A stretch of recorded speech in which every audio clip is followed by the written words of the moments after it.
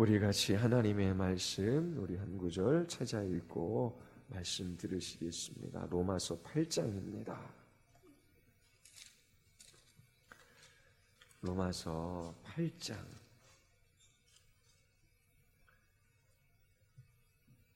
우리 11절서부터 14절까지 제가 한 절 읽고 여러분들이 한 절 읽고 교독하겠습니다. 11절부터 14절입니다. 로마서 8장 11절입니다. 예수를 죽인 자 가운데서 살리신 이의 영이 너희 안에 거하시면 그리스도 예수를 죽은 자 가운데서 살리신 이가 너희 안에 거하시는 그의 영으로 말미암아 너희 죽을 몸도 살리시리라.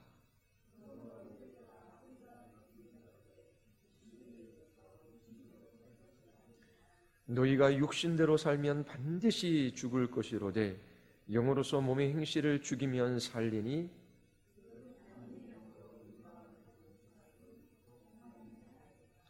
너희는 다시 무서워하는 종의 영을 받지 아니하고 양자의 영을 받았으므로 우리가 아빠 아버지라고 부르짖느니라. 아멘. 우리 기도하시겠습니다. 하나님, 오늘도 우리에게 하나님의 말씀을 허락하여 주셔서 그 말씀이 우리의 생명이 되게 하시고 그 말씀을 사용하셔서 하나님 자신을 우리에게 계시하심으로 저희들이 하나님의 선하심을 맛보아 알게 하여 주심을 감사드리옵나이다. 깨닫고 이해할 수 있는 마음을 허락하여 주시고 하나님 그 말씀을 우리의 마음 안에 허락하여 주셔서 저희들이 분별하게 하시고 저희들이 기쁨과 감사함으로 순종하는 주의 선한 백성 되게 하여 주시옵소서. 성령 하나님께서 말씀을 전하고 듣는 이들 가운데 함께하여 주셔서 우리의 모든 행위가 하나님을 향한 예배가 되게 하여 주시옵소서. 예수 그리스도의 이름으로 기도드리옵나이다. 아멘. 여러분들의 삶의 중심, 삶의 토대, 삶의 근거가 무엇입니까? 나는 나의 삶의 주인이 아닙니다. 내일 일도 알지 못하는 지혜 없는 사람입니다. 무슨 일이 일어나도 해결할 수 있는 능력이 인간에게 있지 않습니다. 그러면 이 세상에 있는 그 무엇이 우리의 삶의 토대와 근거가 될 수 있을까요? 돈이 여러분들의 인생을 보장해주고 돈이 여러분들의 생명을 구원할 수 있을까요? 이 땅에 있는 그 무엇도 우리의 삶을 지탱해주고 우리의 삶을 보존해주고 우리의 삶을 구원해줄 수가 없어요. 예수 그리스도만이 우리의 삶의 토대이며 근거이며 우리의 삶의 중심입니다. 그렇게 살아가는 사람들은 너무나 복된 사람이에요. 태풍이 불어오고 있지요. 반석이에 지은 집, 그것은 열심히 무엇인가를 행함으로 그렇게 집을 짓는 것이 아니라 예수 그리스도 그분이라는 반석 위에 지은 집은 결코 태풍이 일고 큰 바람이 불어도 흔들리지 않고 쓰러지지 않습니다. 예수 그리스도 그분의 십자가의 죽으심과 부활하심으로 말미암아 믿는 우리들을 의롭게 해 주셨어요. 그리고 예수 그리스도를 믿는 그 믿음으로 하나님께서 우리를 거룩하게 하셨고 또 거룩하게 해 가십니다. 의와 거룩으로 그렇게 우리에게 하나님께서 새 사람을 지어 입히셨습니다. 이제 그리스도인들은 예수 그리스도 그분을 믿는 믿음으로 날마다 살아가요. 예수 그리스도를 믿는 그 믿음으로 말미암아 결코 흔들리지 않고 견고한 그리스도인의 삶을 살아갈 수 있게 된 것입니다. 왜 모든 역사 가운데 믿음의 사람들이 십자가 예수 그리스도 그렇게 주님의 이름을 부르며 살아간 줄 아십니까? 그분이 우리의 삶의 토대이고 근거이고 그리고 우리의 삶의 중심이 되기 때문에 그래요. 우리는 죄와 싸우는 삶을 살아갈 것을 권면하는 사도 바울의 이 서신을 살펴보고 있습니다. 너희가 육신대로 살면 반드시 죽을 것이다 라고 권면합니다. 이 말의 의미가 무엇입니까? 너희가 육신대로 살면 반드시 죽을 것이다. 너희는 누구입니까? 로마에 사는 그리스도인들을 지칭하지요. 육신대로 산다라고 하는 것이 무엇입니까? 이 육신은 사르스입니다. 죄된 본성을 의미해요. 자, 너희들이 죄된 본성을 따라 살아가면 반드시 죽을 것이다 라고 그렇게 사도 바울이 말하고 있습니다. 육신에 거하는 사람들은 자신의 부패하고 타락한 본성을 따라 살아가지요. 그들은 하나님을 싫어해요. 하나님을 대적해요. 하나님의 말씀에 순종하려고 하지도 않고 순종할 수도 없습니다. 육신대로 살면 반드시 죽는다라고 했을 때 그 죽음은 육체적인 죽음을 의미하는 것이 아니지요. 영원한 죽음, 죽을래야 죽을 수 없는 지옥의 형벌, 바로 하나님의 심판을 의미합니다. 그렇다면 사도 바울이 로마에 있는 그리스도인들에게 너희들이 육체를 따라 살아가면 반드시 죽을 것이다 라고 말하는 이유가 무엇입니까?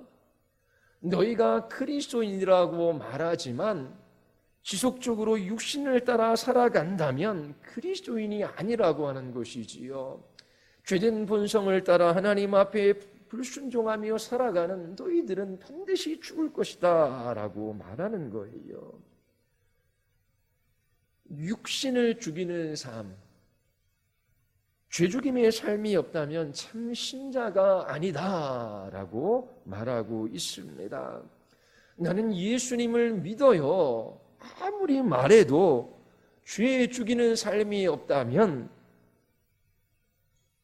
그리스도인이 아니다라고 바울이 말하고 있습니다. 다른 말로 하면 사도 바울은 칭의와 성화가 분리될 수 없다라고 말하는 거예요. 복음과 거룩이 분리될 수 없지요. 구원과 삶이 분리될 수 없어요. 나는 천국행 열차 티켓을 땄습니다. 나는 천국에 가리라는 것을 확신합니다. 그런데 그 삶 속에서 거룩한 삶이 보이지 않는다면 그리스도인일 수 없다라고 하는 것이지요. 이렇게 된 사람들은 반드시 거룩한 삶을 살아갑니다. 복음을 듣고 거듭난 사람들은 성화의 삶을 살아가도록 그렇게 하나님께서 부르신 거예요. 거룩한 삶이 없으면 구원이 없어요. 죄죽임이 없으면 구원이 없습니다. 이것이 바로 사도 바울이 너희가 육신대로 살면 반드시 죽을 것이다 라고 하는 말의 의미예요. 아무리 주여 주여 주님의 이름을 부른다라고 할지라도 죄죽임이 없다면 육신대로 살면 너희들의 구원은 없다라고 지금 단정짓고 있는 것입니다. 사도 바울은 영으로 몸의 행실을 죽이라라고 말하지요. 그렇다면 그리스도인들이 죽여야 할 몸의 행실이 무엇이겠습니까? 여기서 몸은 소마라고 하는 헬라어예요. 인간의 신체를 나타냅니다. 우리는 이 세상에서 죽을 몸 가운데 살아가요. 우리는 이 죽을 몸, 눈이나 혀나 손이나 발이나 아니면 우리의 생각이나 마음에 품는 것이나 그 모든 것을 불의의 무기로 죄에게 내줄 수도 있고 의의 무기로 하나님께 내어드릴 수도 있습니다. 자, 몸의 행실이 무엇입니까? 여기서 몸의 행실은 죄나 정욕에 이끌려 하는 모든 행위를 말하는 거예요. 우리는 우리의 혀를 하나님 앞에 의의 무기로 내어드림으로 그렇게 하나님을 기쁘시게 해드리는 삶을 살아갈 수도 있고, 우리는 우리의 혀를 불의의 무기로 죄에게 내어줘 그렇게 하나님을 대적하는 말이나 사람들에게 상처를 주는 말을 할 수 있어요. 사도 바울이 말하는 몸의 행실은 죄나 정욕이나 우리의 그릇된 욕망에 이끌려 하는 그 모든 행위를 말하는 거예요. 자, 그런데 죄는 행위 이전 더 깊은 곳으로부터 시작되지요. 우리의 몸이 죄의 도구가 되려고 할 때에 그 몸의 행실을 죽여야 해요. 그러면 여기서 죽인다라고 말할 때 그 말의 의미가 무엇이겠습니까? 잘 기억하셔야 돼요. 육신대로 살면 반드시 죽는다. 이게 칭의와 성화, 구원과 삶, 그리고 이 의롭게 된 사람은 반드시 거룩한 삶을 살아간다라는 말의 의미구나. 죄 중임이 없으면 구원이 없다라고 하는 말의 의미를 사도 바울이 이렇게 하는구나. 몸의 행실을 죽이면 살리라. 이 몸의 행실은 바로 죄, 정욕, 그릇된 욕망, 죄된 본성에 이끌려 하는 모든 행위를 말하는구나. 그러면 여기서 이 몸의 행실을 죽인다라고 했을 때 그럼 어떻게 죽이지? 혀가 죄 지으면 혀를 잘라야 되나? 그게 죽이는 것일까? 손이 죄를 지으면 손을 잘라야 되는 것일까? 그게 몸의 행실을 죽이는 것일까? 그렇게 말하는 것은 아니겠지요. 그러면 죽인다라고 하는 말의 의미가 무엇일까 생각해야 돼요. 몸의 행실은 어디로부터 나옵니까? 마음으로부터 나오는 것이지요.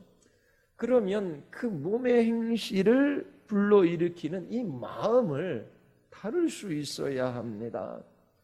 죄를 짓는 손을 자르고 눈을 뽑는다라고 해서 죄와의 싸움에서 승리하는 것이 아니지요. 예전에 화투 치는 사람 너무 빠져들어가니까 손모가지를 잘랐대요.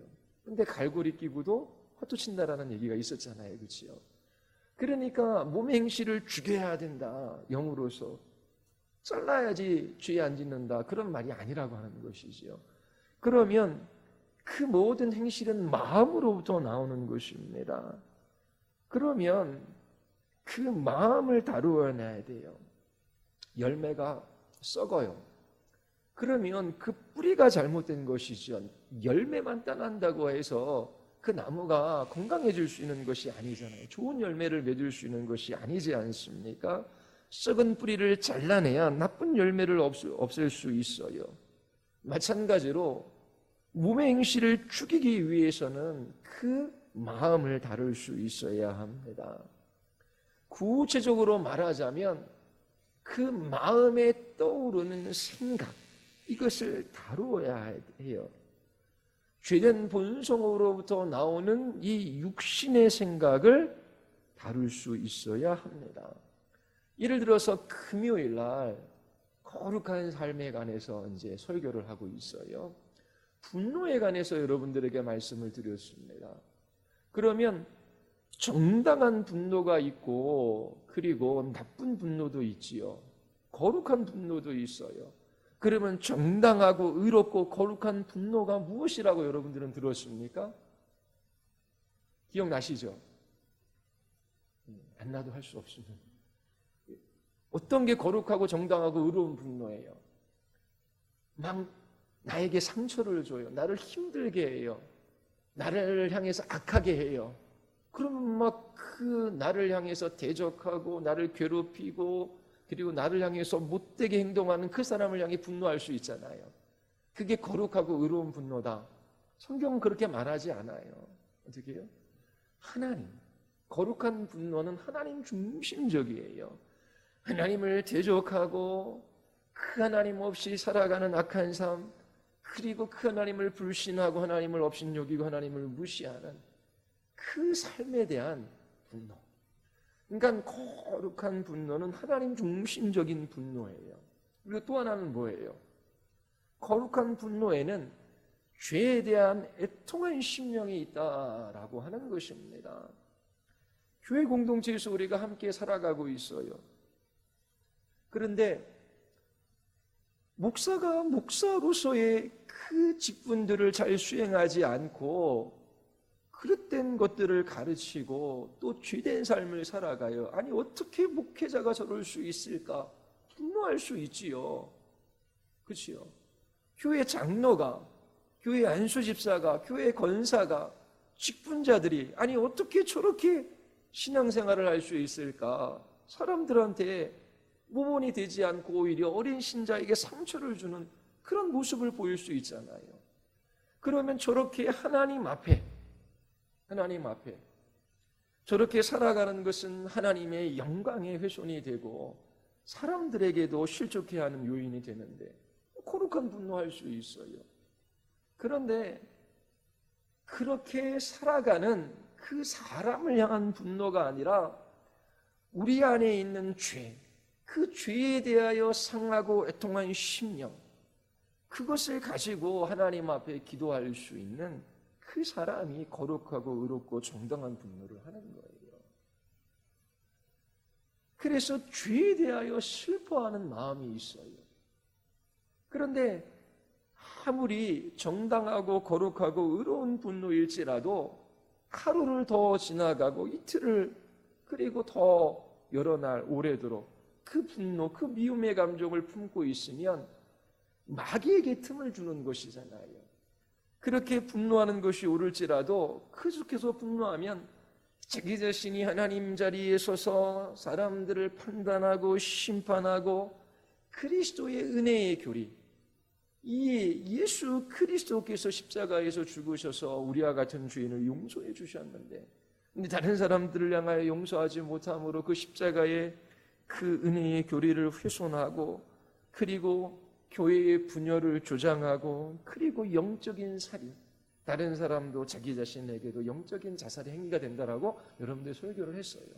그러면 내 안에 사람을 향한 미움, 분노의 감정들이 막 불러일으키잖아요. 그러면 그것이 나쁜 경우들이 대부분이고 옳은 분노일지라도 어떻게 해요? 그 마음 안에 일어나는 그 생각들을 다루어낼 수 있어야 합니다. 이 육신의 생각, 그것은 우리의 몸을 불의의 무기로 죄에게 내어줄 수 있는 거예요. 그래서 마음속에 일어나는 그 분노, 그 생각들이 거룩하고 의롭고 정당한 것인지 그것들을 살펴야 돼요. 그런데 그런 것들이 그냥 내 마음속에 머물러 있으면 그것이 내 얼굴 표정을 막 만들어내요. 그래서 사람들을 싸늘하게 대할 수밖에 없고 그 혀에서도 어떻게 좋은 말이 나올 수가 없는 것이지요. 그러면 죄에게 우리의 이 몸을 불의의 무기로 내어주게 되는 거예요. 그러면 우리의 마음 안에 일어나는 여러 감정들 그리고 여러 가지 생각들 그런 것들을 어떻게 해요? 다루어낼 수 있어야 하는 것입니다.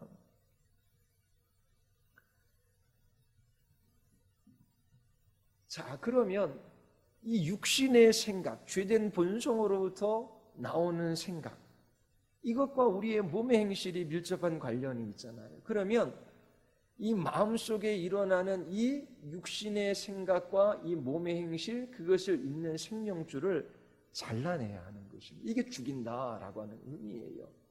내 마음 안에 분노가 일어나고 있어요. 거룩하고 정당하고 의로운 분노일 수 있어요. 그런데 그것이 하루를 더 지나가요.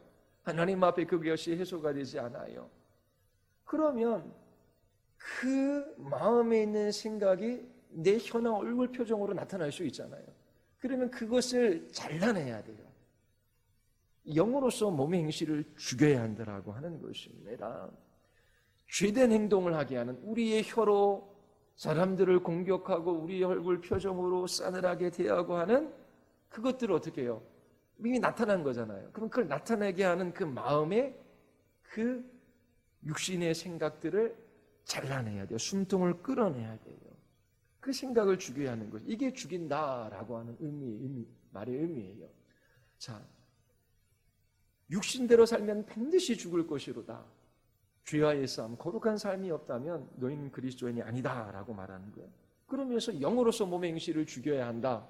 그러면 몸의 행실, 자, 여기서 몸의 행실은 죄된 본성, 죄된 욕망, 그것으로부터 나오는 모든 우리의 행위를 의미한다. 그러면 죽인다라고 하는 것은 무엇인가? 죄 짓는 손을 잘라버리라고 하는 것이 아니라 이 몸의 행실은 마음으로부터 나오니까 이 마음에 있는 육신의 생각, 그것이 몸의 행실과 연결되어졌는데 그걸 잘라내야 돼, 그 고리를. 그러면 이 육신의 생각을 죽여야 한다라고 하는 것입니다. 자, 그러면 어떻게 죽여요? 영으로서 몸의 행실을 죽이면 살리라. 영으로서 영을 통해서 그 일들을 하는 것이지요. 어떻게 육신의 생각, 그것의 숨통을 끊어낼 수 있을까요? 막 마음 안에 염려가 생겨요. 그 염려가 하루 이틀 계속 가요. 그러면 그 염려로 인하여 우리 얼굴 표정이 우울할 거 아니에요. 그러면 이 얼굴 표정, 이 몸의 행실로 어떻게 해요? 죄 짓는 거잖아요. 하나님께서 기뻐하고 감사하라 그랬는데요. 그러면 우리 안에 있는 그 마음의 육신의 생각, 그 염려를 어떻게 죽여버릴까? 어떻게 숨통을 끊어버릴 수 있을까? 어떻게 그것을 죽일 수 있을까? 바울은 영으로서 몸의 행실을 죽이면 살리라. 그러면 도대체 이 말의 의미가 무엇인가라고 하는 것입니다. 그리스도인의 삶의 열쇠는 영으로서 몸의 행실을 죽이는 거예요. 영으로서 죄를 죽이는 것이지요. 그러면 영으로서 몸의 행실, 이 마음에 있는 육신의 생각을 죽인다라고 하는 것이 도대체 무엇이냐라고 하는 거예요. 영으로서. 로마서 8장 5절에 보면 육신을 따르는 자는 육신의 일을, 영을 따르는 자는 영의 일을 생각하나니. 그러면 8절 5절에서 말하는 것이 있는데 영의 일을 생각하는 것. 육신을 따라 살아가는 사람들은 육신의 일을 생각하지만 영을 따르는 자, 성령을 따르는 사람들은 성령의 일을 생각해요. 그래서 영으로서 죄를 죽이는 것은 바로 영의 일을 생각하는 것입니다. 영의 일을 생각하는 것. 그러면 또 질문할 수 있잖아요. 영의 일이란 무엇일까? 고린도전서 2장 13절과 14절에 답이 나와 있어요. 지난번 여러분들에게 말씀드린 것입니다.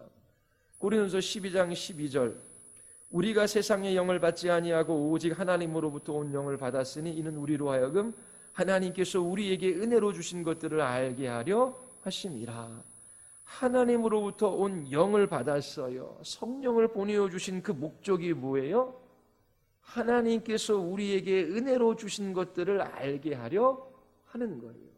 우리에게 은혜로 주신 것, 바로 예수 그리스도와 그분의 십자가의 죽음과 부활을 근거로 우리에게 주신 것.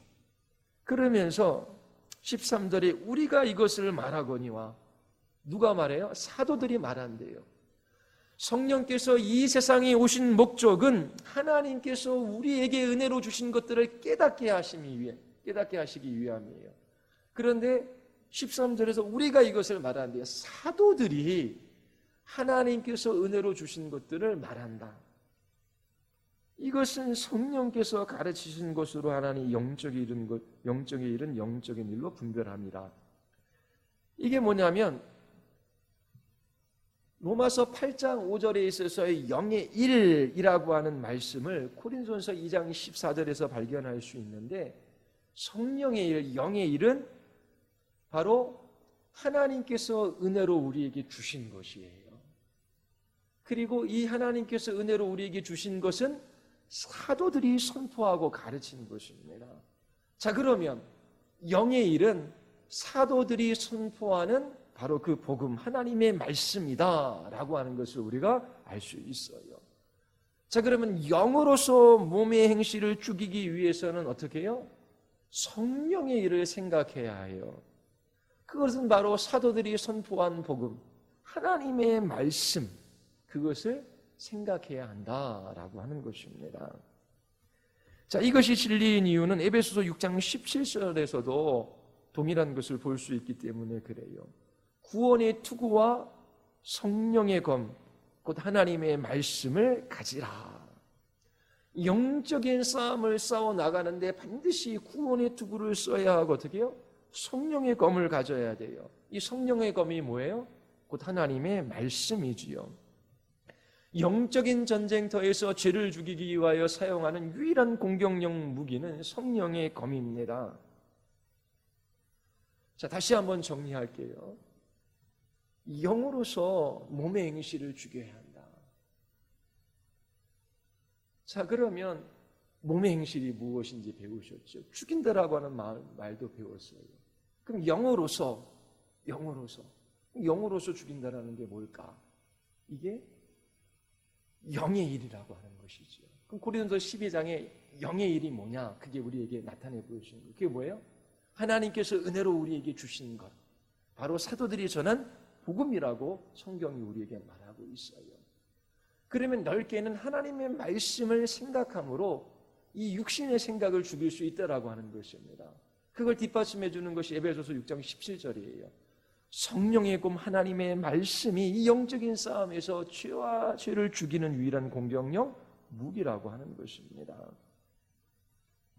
자, 영으로서 몸의 행실을 죽이기를 원한다면 그 살상 무기, 육신의 생각의 숨통을 끊어낼 수 있는 공격용 무기를 사용해야 돼요. 그것이 성령의 검입니다. 이 성령의 검은 하나님의 말씀이지요.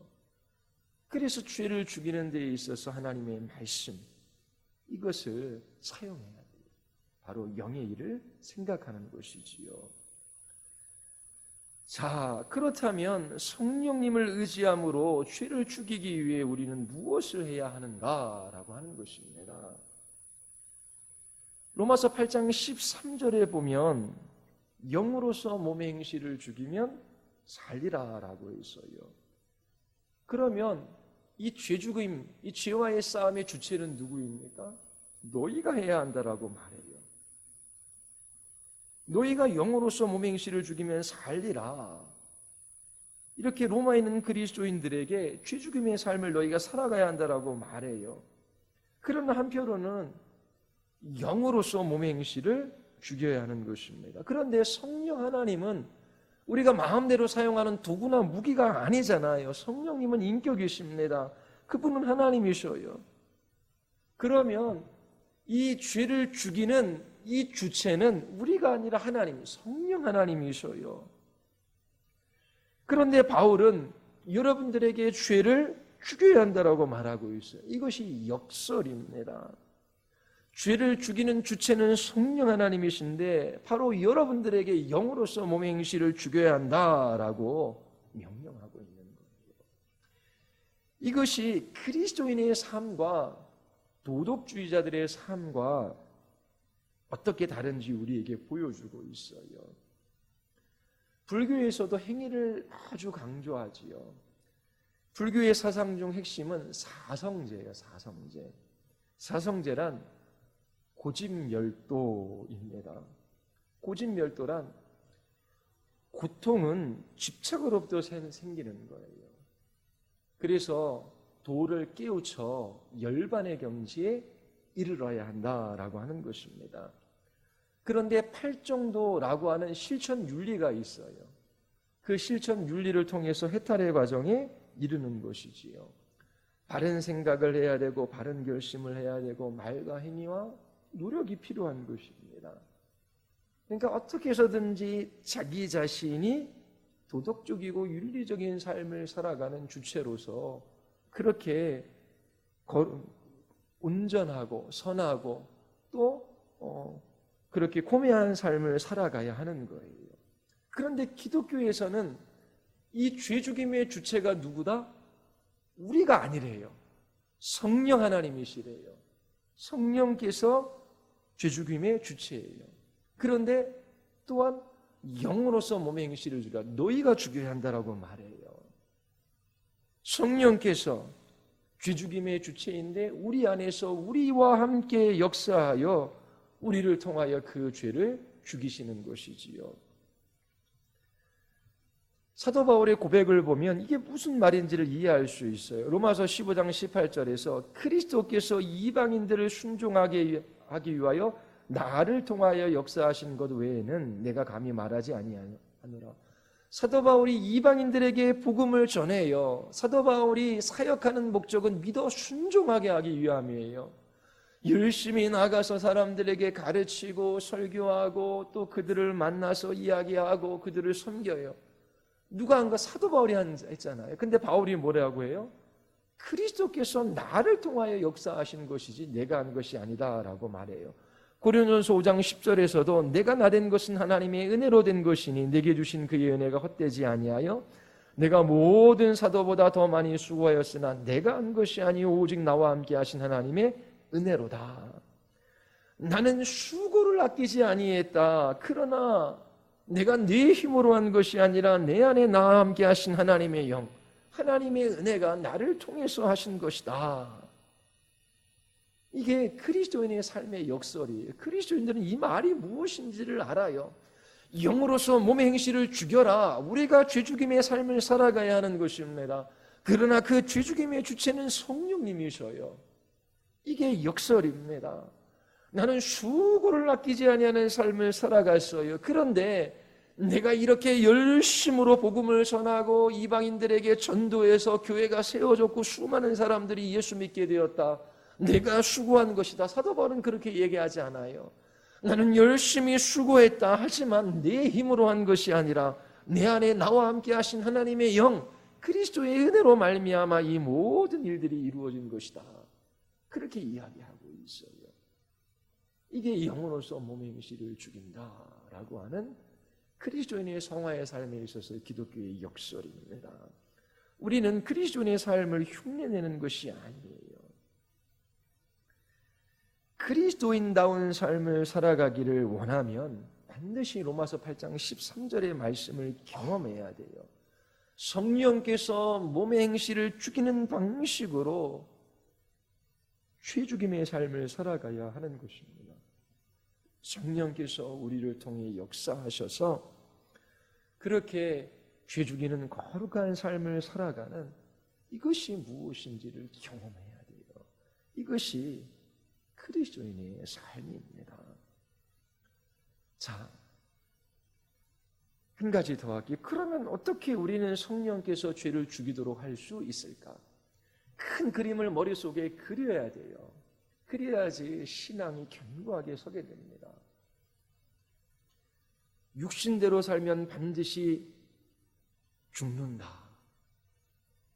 이게 첫 번째 여러분들에게 던진 화두였어요. 그 말의 의미가 무엇인가? 죄죽임이 없다면, 거룩한 삶이 없다면, 성화의 삶이 없다면, 죄된 본성을 따라 살아가면 그리스도인이 아니다라고 하는 거예요. 그 두 번째, 영으로서 몸의 행실을 죽이면 살리라. 몸의 행실이 무엇인지 배웠어요. 그리고 이 몸의 행실을 죽인다라고 했을 때 손과 발을 잘라내는 것이 아니라 그 마음의 육신의 생각, 그 숨통을 끊어내야 된다고 했어요. 어떻게 끊어내요? 영으로서. 그럼 영으로서 그 마음에 있는 육신의 생각의 숨통을 끊어내야 되는데 그 말의 의미가 무엇인가?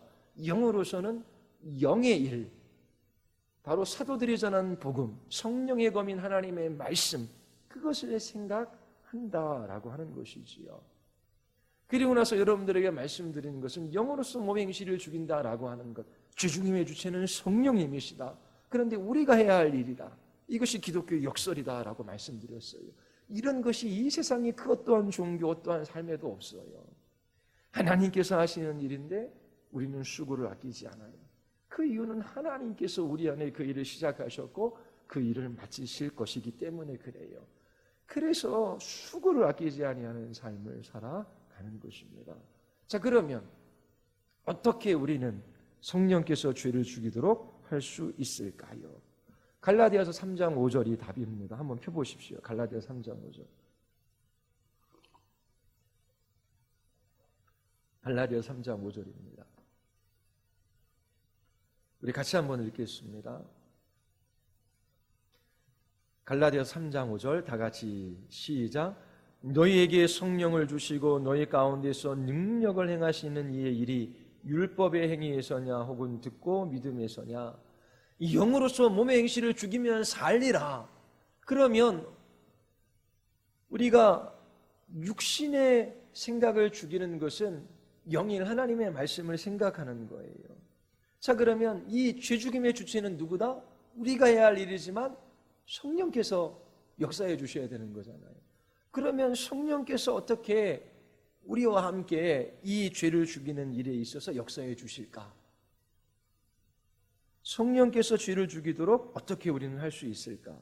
갈라디아 3장 5절에서 뭐예요? 성령의 능력, 그것이 나타나는 것은 율법의 행위가 아니라 듣고 믿음에서다라고 말하는 것입니다. 자, 바울은 단지 그냥 믿음에 의해서라고 말하지 않고 듣고 믿음에 의해서 성령께서 능력으로 역사하신다라고 말해요. 바울이 이렇게 말한 이유가 무엇이겠습니까? 바로 성령의 검은 우리가 듣고 믿은 하나님의 말씀이기 때문에 그래요. 그래서 듣고 믿음에 의해서 성령께서 역사해 주시는 것이지요. 성령의 검인 하나님의 말씀을 듣고 믿을 때에 성령께서 힘있게 역사해 주시고 죄를 죽이시는 거예요. 성령님이 계셔요. 그리스도인들 안에 거하고 계시지요. 자, 그러면 성령님과 우리 사이를 연결시켜 주는 것, 그게 뭐예요? 듣고 하나님의 말씀, 믿고 믿음이, 하나님의 말씀과 믿음이 성령님과 우리를 연결시켜 주시는 거예요. 성령께서 역사해 주시기 위하여 하나님의 말씀, 그리고 하나님의 말씀을 듣는 것과 믿는 것이 필요한 거예요. 선풍기가 있어요. 선풍기가 돌아가기 위해서는 전기가 흘러야 돼요. 그 전기에 힘이 필요하잖아요. 자, 그러면 어떻게 해요? 스위치를 눌러야 되는데 눌러도 안 들어가요. 왜 그러냐 그러니까 이 플러그를 저희 소켓에 콘센트에 안 꽂았어요. 자, 그러면 이 콘센트라고 하는 이 하나님의 말씀, 그리고 소켓이라고 하는 저 믿음, 그게 딱 연결되어질 때에 어떻게 해요? 성령께서 역사하시는 것이지요. 그래서 하나님의 말씀을 믿음으로 성령께서 우리 안에 능력으로 역사하는 거예요. 그래서 듣고 믿음에 의해서 성령께서 능력으로 역사하신다라고 하는 이 표현을 쓰는 것입니다. 성령께서 우리 안에 역사하시기 위하여 중요한 것은 하나님의 말씀과 우리의 믿음이에요. 우리는 하나님의 말씀을 듣고 믿어 구원받아요. 그리고 어떻게 해요? 하나님의 말씀을 듣고 믿음으로 죄와 싸워 이기는 것입니다. 구원의 방식과 죄 죽임의 방식이 동일해요. 하나님이 세상을 이처럼 사랑하사 독생자를 주셨어요. 이를 믿는 자마다 멸망치 않고 영생을 얻어요. 자, 그러면 이 하나님의 약속의 말씀을 듣고 믿음으로 우리는 구원을 받지요. 마찬가지로 우리가 그리스도인의 삶, 거룩한 삶을 살아가는 것도 하나님의 말씀을 듣고 믿음으로 말미암은 거예요. 그리스도께서 십자가에서 죽으셨어요. 그 십자가의 죽으심으로 말미암아 하나님께서 우리를 의와 거룩의 옷으로 옷 입혀 주셨어요. 우리는 성도라 일컬음을 받아요. 신분이 성도예요. 성도.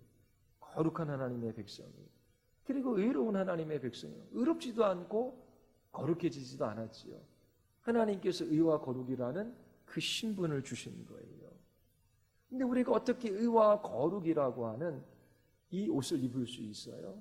예수 그리스도 그분의 십자가의 죽으심을 믿을 때에 우리를 의롭게 하시고 우리를 성도라 부르시는 것입니다. 자, 그리스도인의 삶의 시작은 믿음으로 하나님의 선물인 의를 받지요.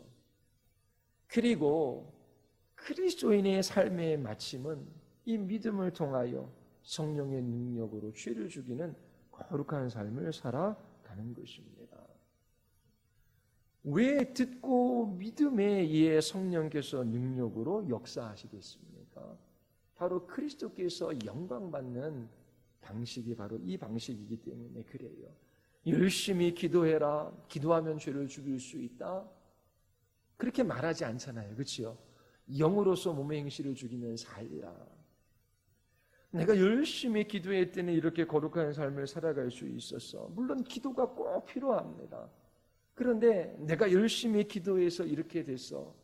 그 죄와의 싸움에서 승리할 수 있어. 성경은 그렇게 말하는 것이 아니에요. 듣고 믿음에 의해서 성령께서 역사하시죠. 듣는 게 뭐예요? 바로 예수 그리스도 그분과 그분의 행하신 일, 바로 그리스도에 관한 복음입니다. 예수 그리스도 안에서 하나님께서 행하신 그 일, 예수 그리스도의 십자가의 피로 약속하신 그 하나님의 약속의 말씀을 듣고 그 말씀을 믿을 때에 성령께서 역사하시는 거예요. 성령께서 이 땅에 오신 목적은 그리스도에 관한 일들을 우리에게 알게 하셔요. 그리고 그리스도의 영광을 나타내려고 이 세상에 오신 것입니다. 그래서 성령께서 역사하시는 방식은 하나님의 복음, 바로 하나님께서 그리스도 안에서 행하신 일, 그의 십자가의 죽으심으로 우리에게 약속하신 그 복음, 그 복음을 듣고 믿음에 의해서 성령께서 역사하시는 거예요. 그런 방식으로 그리스도께서 높임을 받을 수 있으시기 때문에 그렇습니다. 예수님께서 자신의 피로 새 언약을 세우셨잖아요. 오직 예수 그리스도만이 하나님의 약속의 보증이 되십니다. 하나님의 약속은 얼마든지 그리스도 안에서 이해가 되니 그런즉 그로 말미암아 우리가 아멘하여 하나님께 영광을 돌리게 되느니라. 여러분들이 그리스도 안에서 그 피로 보증된 하나님의 말씀을 믿고 죄와 싸워 승리할 때 그리스도께 영광을 돌리게 되는 것입니다. 자, 그리스도의 복음을 듣는 일이 없다면 예수 그리스도의 십자가의 죽으심과 부활을 가운데 하나님께서 행하신 이 놀라운 일들을 알지 못한다면, 그리스도의 피로 약속된 그 말씀들을 모른다면 주죽임의 삶을 살아갈 수가 없어요. 여러분들이 도덕적이고 윤리적인 삶을 살아간다라고 할지라도 복음을 듣고 믿음으로 성령께서 역사해서 죄 죽이는 삶이 아니라면 그리스도께서 영광받는 것이 아닙니다. 그리스도와 그분의 피가 하나님의 모든 약속을 보증해요. 그 약속을 믿는 것에 의해서 우리가 거룩해지는 것입니다. 이처럼 성령에 의해 그리스도의 피가 보증하는 하나님의 약속의 말씀을 듣고 믿음으로 죄를 죽일 때 예수님께서 영광을 받으셔요. 그래서 듣고 믿음에 의해서 성령께서 역사해 주시는 것입니다. 자, 설교 끝나서 다시 적어보십시오. 이거 기억하시고 이 말씀들을 붙들고 기도하시고 이 로마서 8장 13절을 삶 속에서 경험할 수 있어야 돼요. 자, 육신을 따라 살아가면 반드시 죽는다. 죄된 본성을 따라 살아가는 사람, 죄죽임의 삶이 없는 사람, 거룩한 삶이 없는 사람, 죄와의 싸움이 없는 사람, 그리스도인이 아니다. 구원받은 것이 아니라 선포하고 있습니다. 자, 그러면 로마에 사는 그리스도인들 된 여러분들은 영으로서 몸의 행실을 죽이십시오. 자, 몸의 행실은 죄된 본성, 그릇된 욕망으로 말미암아 나타내는 그런 행위를 말하는 거예요. 자, 그럼 몸의 행실을 죽여야 돼요. 그럼 죽인다라고 하는 것은 죄 짓는 혀를 잘라버리라고 하는 것이 아니라 그 몸의 행실의 근원인 그 마음의 생각을 다루어내야 하는 것입니다. 그러면 이 육신의 생각을 죽여야 돼요. 어떻게 해요? 영으로서. 영으로서 어떻게 죽일 수 있을까? 영으로서라고 하는 것은 영의 일을 생각하는 것과 관련되어져 있어요. 이 영의 일은 뭐다? 바로 사도들이 전하는 복음. 성령께서 오셔서 가르쳐 주신 하나님께서 우리에게 은혜로 주신 것. 에베소서 6장과 관련돼서 어떻게 해요? 구원의 투구와 성령의 검, 곧 하나님의 말씀으로 이 영적 전쟁을 수행하는 것입니다. 영으로서 몸의 행실을 죽여라 라고 했을 때 성령의 검인 하나님의 말씀을 사용해야 하는 것입니다. 그러면 영으로서 몸의 행실을 죽인다라고 했을 때에 죄죽임의 주체가 누구예요? 로마에 있는 그리스도인 너희들이 죄 죽여야 한다라고 말해요. 그런데 영으로서 성령은 도구가 아니라 하나님이셔요. 하나님이 죄 죽임의 주체예요. 이게 기독교 역설이라고 말씀드렸어요. 우리는 수고를 아끼지 아니하는 삶을 살아가요. 왜요? 하나님께서 우리 안에 역사하시기 때문에 그래요. 나의 나된 것은 주님의 은혜로 말미암은 것이지요. 내가 수고를 아끼지 아니하고 복음을 전하고 그리고 그렇게 그리스도를 위하여 헌신된 삶을 살아간 것은 내가 한 것이 아니라 나를 통해서 주님께서 하신 것이다. 이게 모든 신자들의 고백이에요. 자, 그러면 영으로서 몸의 행실을 죽인다라는 말의 의미를 이해했어요. 그럼 우리는 어떻게 우리가 해야 할 일은 무엇일까? 죄죽임의 주체는 성령님인데 우리가 해야 되잖아요. 성령께서 역사해 주셔야 되는 거잖아요. 그렇죠? 내가 하지만 성령께서. 그럼 어떻게 성령께서 역사해 주실까? 듣고 믿는 거예요. 하나님의 말씀을 듣고 믿는 거죠. 왜 듣고 믿음이라고 하셨을까? 그 그리스도에 대한 복음, 그리스도의 십자가의 피로 보증된 하나님의 말씀, 그걸 듣고 믿을 때에 그리스도께서 영광 받으시기 때문에 그러는 거예요. 자, 그래서 예수 그리스도의 죽음으로 말미암아 하나님께서 우리에게 보증하신 그 하나님의 약속의 말씀, 하나님께서 행하신 그 모든 일들, 그 하나님이 우리에게 은혜로 선물로 주신 것들, 그 복음을 생각해요. 그리고 믿는 것이지요. 그 하나님의 말씀과 믿음, 그것이 연결되어질 때에 성령께서 능력으로 역사하셔서 죄죽음의 삶을 살아갈 수 있게 하는 것입니다. 죄는 파괴력이 커요. 아침에도 오늘 새벽에도 말씀드렸지만 즐거움을 주기 때문에 죄가 쾌락을 약속하기 때문에 속아서 죄에 짓는 것입니다. 부부싸움 할 때도 그냥 속 시원하게 입에 있는 거 막 털어버리면 그래도 잠시는 편하잖아요. 그러니까 막 여기서 그냥 상대방을 공격하고 싶은 거, 그걸 해야지 마음이 편해지는 거예요. 그리고 폭력을 행사하는 사람도 있잖아요. 한 대 주먹으로 내리쳐야지 마음이 시원한 거예요. 하여 잠시 마음은 시원하고 좋을 수 있었지만 그 말의 폭력이나 손의 폭력이나 그 결과는 얼마나 비참합니까? 그래서 죄는 잠시 우리에게 뭔가 좋은 것을 줄 듯 그렇게 우리를 속이지만 결코 우리에게 유익될 수가 없는 거예요. 게으름도 마찬가지라고 말씀드렸지요. 잠시 더 자자, 눕자, 편하게 살자. 좀 더 자면 편하지요. 그런데 어떻게 해요? 그것으로 인하여 치러야 할 대가가 있어요. 그 죄는 파괴적입니다. 자, 그래서 반드시 정말 그리스도인으로서 복된 삶을 살아가기 위해서는 이 죄죽임의 삶을 살아가야 하는 거예요. 어떻게 영으로서 몸의 행실을 죽이는 삶을 살아가야 하는 것이지요. 하나님의 약속의 말씀을 듣고 믿음으로 성령께서 우리 안에 역사하셔서 이 죄를 죽이는 경험, 이게 그리스도인의 삶 속에서 우리가 갖는 것입니다. 염려하는 일이 있어요. 무엇을 먹을까, 마실까, 입을까.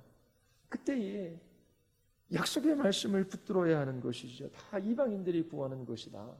너희는 그의 나라와 그의 일을 구하라. 그리하면 이 모든 것을 너희에게 더하시리라. 내가 두려워하는 날에는 주를 의지하리라.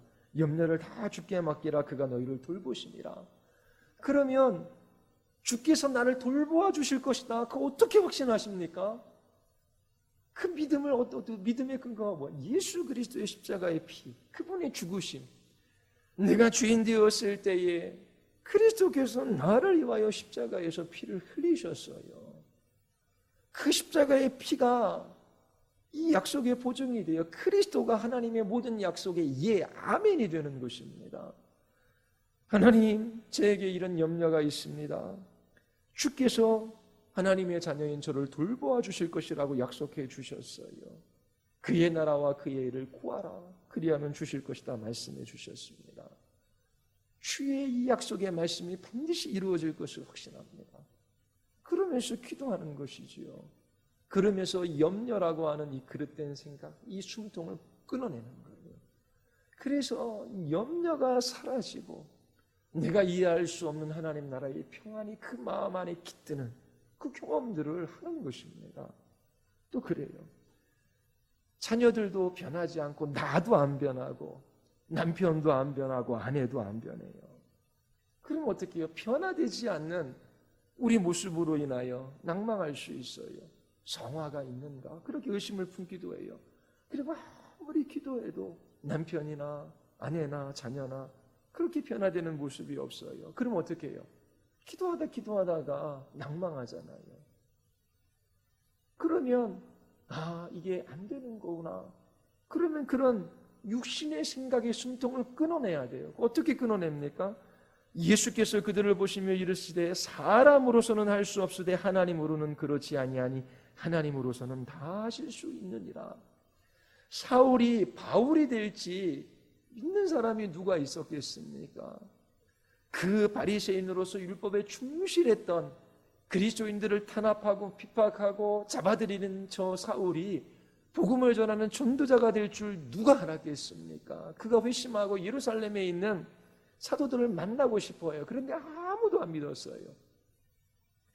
사람으로서는 할 수 없으되 하나님으로서는 그렇지 아니하니 하나님으로서는 다 하실 수 있느니라. 그러면 아무리 해도 변화되지 않는 나 자신, 그리고 우리의 자녀들 바라볼 때에 낭망이 돼요. 그때 하나님이 말씀하시잖아요. 사람이 할 수 없고 할 수 없는 일, 하나님께서는 그렇지 아니하다. 하나님께서 다 하실 수 있다. 그러면 이 말씀이 이루어질 것을 어떻게 확신합니까? 예수님께서 십자가에서 죽으심으로 우리에게 보증해 주신 거예요. 하나님의 약속의 말씀이 그리스도 그분으로 말미암아 그분 안에서 언제나 예, 아멘이 되는 거예요. 그러면 예수의 이름으로 아멘, 사람으로서는 할 수 없으나 하나님으로서는 그렇지 아니하니 하나님으로서는 다 하실 수 있습니다. 아멘 하고 그렇게 기도의 자리에서 믿음으로 고백하는 거예요. 그럴 때에 용기를 주시고 힘을 주시고 걸어가던 그 길들을 계속 걸어가게 하시는 거예요. 마음에 조급함이 있지요. 빨리 뭔가 변화가 있고 어떤 열매가 있기를 원해요. 그때의 그 조급함이라고 하는 그 육신의 생각을 죽여야 되잖아요. 조급할 때에 그릇된 행동을 할 수 있잖아요. 그때의 야고보서 5장 7절에 주께서 강림하시기까지 길이 참으라. 보라, 농부가 땅에서 나는 귀한 열매를 바라고 길이 참아 이른 비와 늦은 비를 기다리라니 너희도 길이 참고 마음을 굳게 하라. 주의 강림이 가까우니라. 보라, 인내하는 자를 우리가 복되다 하나니 너희가 욥의 인내를 들었고 주께서 주신 결말을 보았거니와 주는 가장 자비하시고 긍휼히 여기시는 이시니라. 농부가 봄에 씨를 뿌리고 열매를 얻기까지 오랜 시간이 필요해요. 참아야 돼요. 이른 비와 늦은 비를 기다려야 되는 것입니다. 주여, 삶의 열매도 없고 아무것도 되어지는 일이 없습니다. 마음은 조급해요. 그때에 길이 참고 마음을 굳게 하라 말씀하셨지요. 인내하는 자가 복되다라고 말씀하셨지요. 욥의 인내에 대해서 들려주셨습니다. 주께서 그 결말을 보게 해주셨어요. 주는 자비하시고 긍휼이 풍성하신 하나님이십니다. 주여 인내하게 하여 주시옵소서. 그러면서 이 조급함이라고 하는 이 육신의 생각의 숨통을 이 하나님의 약속의 말씀으로 죽여야 하는 것입니다. 기다리는 자들에게나 구하는 영혼들에게 여호와는 선하도다. 약속의 말씀이잖아요. 기다리는 자. 그러면서 하나님 앞에 기도하며 인내하며 그 길을 걸어가는 자들, 여호와가 선하시다는 것을 맛보게 해주시겠다라고 약속해 주셨어요. 어떻게 확신합니까? 예수 그리스도 그분 안에서 이 하나님의 약속의 말씀이 아멘이 되기 때문입니다. 수없는 약속의 말씀이 있어요. 하나님과 하나님이 행하신 일, 또 하나님 행하시겠다라고 약속하신 것, 그 말씀이 우리의 마음 안에 있어요. 아멘으로 화답해요. 그 믿음과 말씀이 연결되어질 때 성령께서 능력으로 역사하셔서 세상 사람들이 알 수 없는 하나님 나라의 기쁨과 평안을 우리에게 주시고 도저히 인내할 수 없는 자리에서 인내하게 하시고 하나님께서 주님 오실 그날까지 그리스도인의 복된 삶을 살아가게 하시는 것입니다. 육신으로 살면 반드시 죽습니다. 죄는 잠시 우리에게 즐거움을 가져다 주지만 반드시 우리의 영혼과 우리의 삶을 파괴해요. 하나님께서 이기는 길을 주셨어요. 도덕적이고 윤리적인 애씀이 아니라 성령께서 행하시는 일이지요. 그러하기에 우리는 수고를 아끼지 아니해요. 하나님의 말씀을 듣고 아멘으로 화답합니다. 그 모든 약속이 그리스도 안에서 아멘이 되기에 우리가 인내하며 이 길을 걸어갈 수 있어요. 이 싸움에서 이길 수 있습니다. 여러분들이 이처럼 승리하는 그리스도인의 삶을 통하여 오직 그리스도께만 영광을 돌릴 수 있게 되기를 바랍니다. 우리 기도하시겠습니다. 우리 시간 기도할 때에 영으로서 몸의 행실을 죽이면 살리라 말씀하셨어요. 믿음으로 의롭게 되어졌지요. 그리고 하나님의 말씀을 듣고 믿음으로 거룩해져 갑니다. 성령께서 그 약속의 말씀을 붙드는 그 사람 안에 이 능력으로 역사하셔서 죄와의 싸움에서 이기게 하시고 그리스도께 영광 돌리는 삶을 살아가게 하셔요.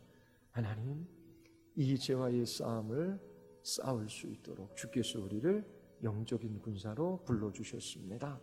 하나님의 말씀 앞에 서게 하시고 믿어 승리하는 그리스도인들 되게 하여 주시옵소서. 이 로마서 8장 13절의 이 구절을 더 깊이 경험하며 저희들이 주님이 주시는 그 은혜와 그 힘과 그 능력 안에서 살아가게 하여 주시옵소서. 그리고 우리 사경의 때에 그리스도의 복음, 그 그리스도의 사랑, 그 은혜에 관해서 선포되어질 텐데 하나님 영혼들을 말씀 앞에 세워주시고 성령께서 사경의 때에 역사해 주시기를 같이 한번 우리 기도하시겠습니다.